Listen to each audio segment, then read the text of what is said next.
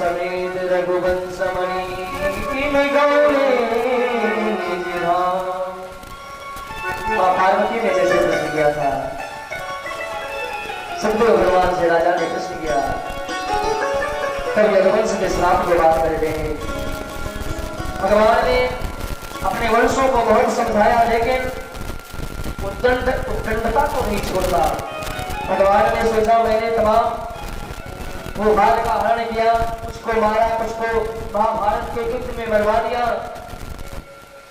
लेकिन हमारे ही वंश के लोग कुछ उद्दंड हो रहे हैं। मेरे न रहने के बाद में ये लोग धरती को खंड खंड कर देंगे, इसलिए मेरे जाने से पहले इनको सबको विदा कर दो। भगवान का संकल्प हुआ, आत्मा लोग आ गए। भगवान जिसको जैसा करना चाहे वैसा हो ही जाता है। जैसी हुई भौतिकता तैसी मिले सहाय। आप मंदिर जा रहे हो तो मंदिर जाने वाला मिल जाएगा, शराब वाले जा रहे हो तो शराब जाने वाला मिल जाएगा। मानसिकता अपनी रखनी पड़ेगी। भगवान ने संकल्प लिया, द्वारिका में कुछ महात्मा आ गए। भगवान के पुत्रों ने विचार किया अपने मन में, देखो संत महात्मा केवल खाते हैं, माला फोड़ते हैं, कोई काम नहीं है। थोड़ा पूछा जाए कुछ जानते हैं कि नहीं जानते हैं? तो भगवान का एक पुत्र है जिसका नाम है शाम, जो जामवंती से जन्म हुआ है, जिसका बड़ा सुंदर है, बड़ा सुंदर है महाराज। द्वारिकावासी के बालकों ने सुंदर साड़ी पहनाया, श्रृंगार किया, पूरा स्त्री लगने लगा। जाकर के महात्माओं से पूछा, बाबा ये देवी जी हैं, पूछने में श्रम करती हैं, जरा बता दो कि इनके पेट में बालक है या बालिका क्या है? अब महात्मा टालते चले गए, उनसे पूछो, उनसे पूछो, उनसे पूछो।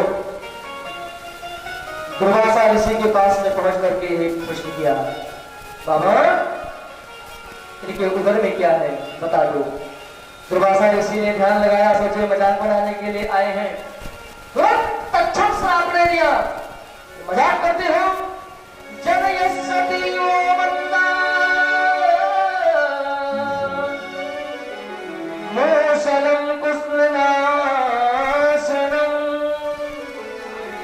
हे मंदबुद्धि वाले, तुम एक पुरुष होकर के स्त्री की भांति पूछने आए हो, तुम्हारे उदर में लोहे का मुसर होगा जो तुम्हारे वंश का नष्ट करेगा। क्यों श्राप दे दिया? और श्राप की बात आकर के उग्रसेन को समझाया। उग्रसेन ने उस लोहे के टुकड़े को घुसा करके समुद्र में फेंक दिया, जो थोड़ा बचा उसको भी फेंक दिया। एक मछली निकल जाती है और वही लोहे के टुकड़े से घिसे हुए से समुद्र के किनारे एक घास उत्पन्न होती है, जिसका नाम एरका होता है।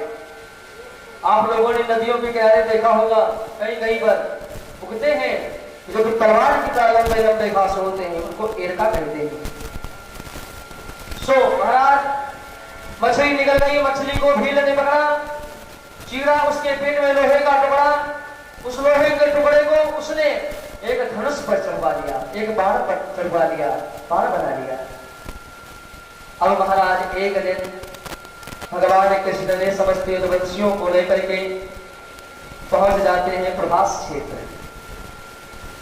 प्रभास क्षेत्र पहुंच करके वहां के यादवों ने, द्वारिका वासियों ने मदिरा का पान किया। भगवान श्याम सुंदर, बलदाऊ, उद्धव जी महाराज, ऐसे कुछ लोगों को छोड़ करके और सबने मदिरा का पान किया। विनाश काले विपरीत बुद्धि, समझ लो घर का, परिवार का उसी समय विनाश होना चालू हो गया जिस दिन घर में भक्ष अपक्ष आने लगा। गलत सेवन, गलत संगत जिस दिन आ जाए, समझ लो उसी दिन विनाश का एक एक सीढ़ी आ रही है। भगवान ने समझाने का प्रयास किया, लोग भगवान को भूल मारने दौड़े। भगवान एकांत हो गए, बलदाऊ एकांत में हो गए। सारे मथुरावासी यदुवंशी, 56 करोड़ यदुवंशी लड़ करके एक ही मिनट में सबके सब श्री गणेश हो गए, सब मर गए महाराज। करके दाऊद जी अपने शेष रूप में आ गए। तारू का हाथ छोड़ करके आता है, महाराज क्या आज्ञा है? भगवान ने कहा चलो अपने लोग, क्योंकि भगवान के साथी का नाम था तारू। भगवान के लोग को जाता है और इधर वसुदेव, यशोदा, देवकी, नंद बाबा सबको बता देता है। सब लोग आते ही भगवान के सामने अपने शरीर को त्याग कर देते हैं। इधर उद्धव जी महाराज आते ही भगवान से, भगवान ने कहा उद्धव तुम यहाँ पर रहना, क्योंकि तुम्हारी परम आवश्यकता है, क्योंकि मेरे जाने के बाद में तुम ही लोगों को जान देना, तुम ही लोगों को बताना, सब कुछ दर्शन कराना। उद्धव जी महाराज ने धर्म के बारे में पूछा, भगवान धर्म क्या है? भगवान ने बताया सेवा से बढ़ करके धर्म कोई दूसरा धर्म नहीं है। परोपकार की भावना रखना सबसे बड़ा धर्म है। परोपकाराय सताम विभूतयः, परोपकार करो, ये सबसे बड़ा धर्म है। परहित सरिस धर्म